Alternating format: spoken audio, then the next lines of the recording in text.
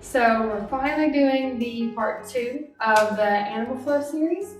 So the last time I taught you to get into your standard static beast form, static crab, and a couple of hip openers, specifically hip extenders, to help you work in that range to work toward what we're going to do today. The two things we're working on today are crab reaches, so a full reach from that crab position, and scorpion reaches, which is very similar to something that you may have seen in yoga if you're familiar with it. And then at the end, I'm probably going to throw in some bonus traveling movements, just so you can work on training your core with these.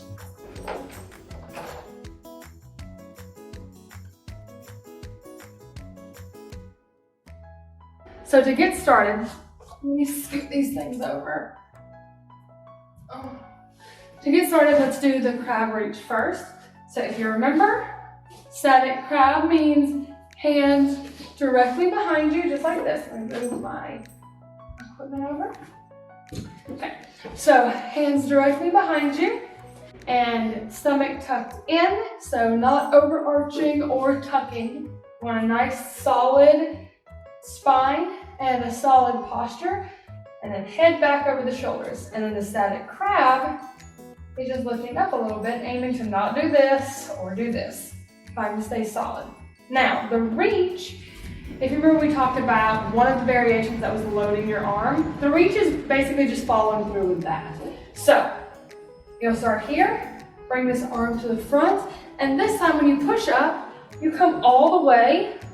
Let that arm just fall over your head, tracing the outside of your head. And remember from last time, we want to be directly over this shoulder. So you don't want to be afraid of being on top of the shoulder. That's actually going to put more strain.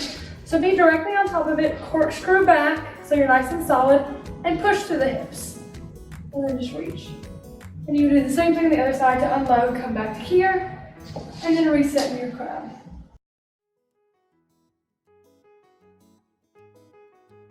Okay, so the next thing we're going to work on is the scorpion reach. This movement can sometimes feel intimidating because you feel like you're flipping upside down.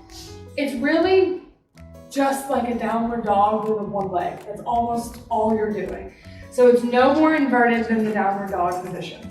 So there's a couple of components that you need to know to do this correctly. First, obviously, is your static beast. So remember, nice solid spine, elbows corkscrewed backwards. My dog is yelling at my other dog. Elbows corkscrewed backward, and avoiding an overarch or a tuck of the hips. And from your static beast position, which is knees lifted off, all you're going to do is sit your hips backward. Ma'am. So, like I was saying, static beast. Knees lifted off, and then you're going to load your beast. So all that means is sitting the hips backward, keeping the knees off the ground, so it's kind of like an elevated child's pose. Now, as I mentioned, I have cranky shoulders, so when I do this, I personally shimmy my hands forward a little bit. If you're comfortable in the original position, that's awesome, aim for that. But it is okay to adjust. Now, what you're going to do from here is drive one leg toward the opposite thumb. So I'm going to be taking my left knee to my right thumb. So I'm here, I push forward this back leg, my right leg is extended, push forward to this thumb, and then I come up, kick over a kettlebell, come up, and then let that leg just trace. Once I'm comfortable, I aim to drop that heel to get a stretch in my calf, and then just hold. And when you undo this movement or return to start, you completely reverse it. So bring this knee back, and here. And that's it. So the benefit of those two movements, again, ties back to common postures throughout the day. So most of us sit a vast majority of our day, which is why the crab reaches and that hip extension is so important, and it pulls you out of that and reduces back pain. We also, most of the time, tend to stand on one hip, or whether you're a man or a woman, cross your leg like this or like this. That puts rotational pressure across your body. So doing those rotational movements like the scorpion reach will kind of help to pull you out of that, or at the very least create some balanced pressure along both sides. So regardless of who you are, those should be a part of your movement in some capacity. If they're very difficult for you, it can be in your workouts, like when you're first starting. And then eventually, if they start to become easy, they can be on a recovery day. They can come in your movement prep. You can look to my movement prep video about how to set that up. Or they can even be not so much a stretch, but a little bit of a cool down at the end of a workout.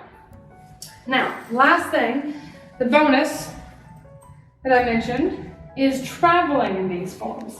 So, to travel, the first thing to keep in mind is that this is different from the kinds of bear crawls and, what was it in elementary school? Walking, like crab walks that you do, where the steps you take are very large. That is not the focus here. The purpose with this is for it to be entirely core focused and teaching you to maintain posture throughout movement so you can translate that throughout life. So when you're doing this, the distance you're traveling on each step is about that big. So, in your static beast, it is always going to be contralateral. So, if you are stepping with your right hand, you're also stepping with your left foot simultaneously. So the moment this hand lifts, this foot should lift. The moment it touches, this foot should touch. So, again, teeny tiny movements. The goal is to maintain posture. And as always, no promises for perfection on my part, but I'm doing my best. Okay, so we're here, lift up, and travel. Teeny tiny movements. You can also travel with crab. Now, traveling with crab from a strength standpoint is often easier for a lot of people. However, the way that you're meant to land with your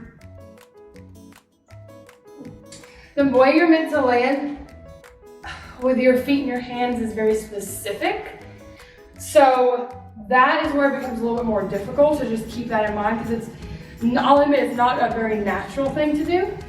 So when you're traveling with your crab, it is still a contralateral movement, so it's still right hand, left foot.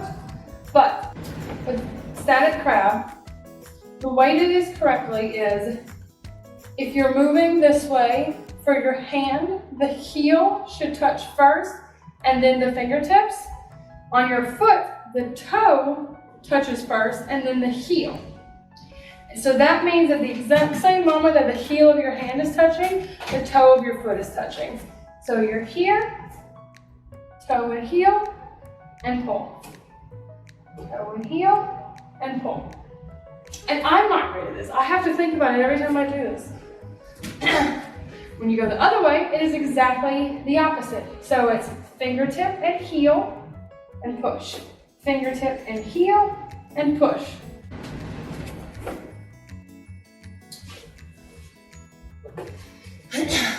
Okay, that was not the prettiest explanation of traveling crab because, like I said, it takes a lot of focus to remember how to do that correctly.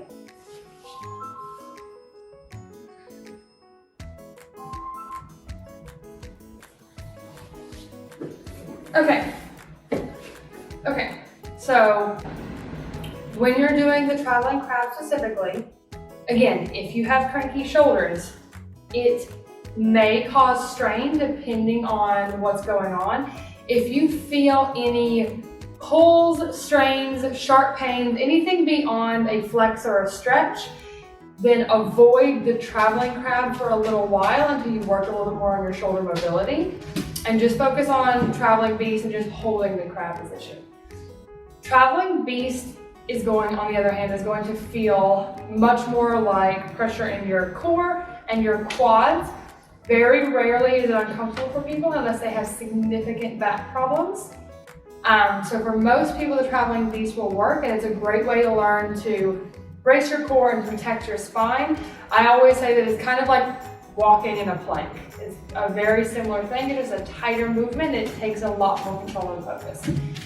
So To review, we learned crab reaches, scorpion reaches, and traveling in both your crab and your static beast position.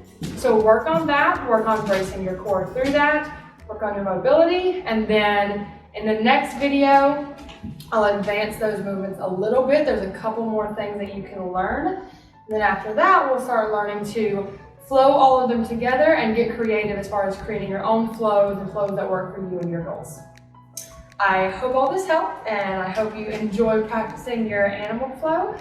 Don't forget to subscribe below, and I will see you next time. Bye.